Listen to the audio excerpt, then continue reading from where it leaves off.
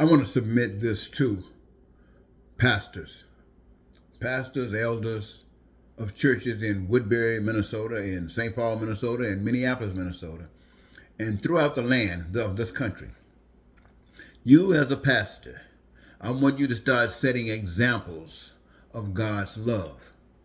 I want you as pastors to stop just talking words, sitting up in a pulpit, getting money out of folks, paying your bills. I want you to work for God or get out of that pulpit. What God needs you to do, and I'm asking you to do, is go out into your community. Find out who's suffering and what kind of suffering they're going through. Especially those people living in the tent cities. Especially the people that are homeless.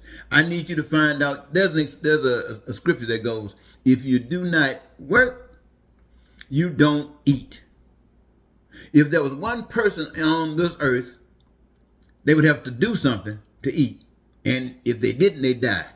So if you got 300 million people in America, 300 million people should be participating in the process of that reservoir of goods and services, making sure that it is adequately filled. Everybody. I want you to make sure that you find out why these people aren't working.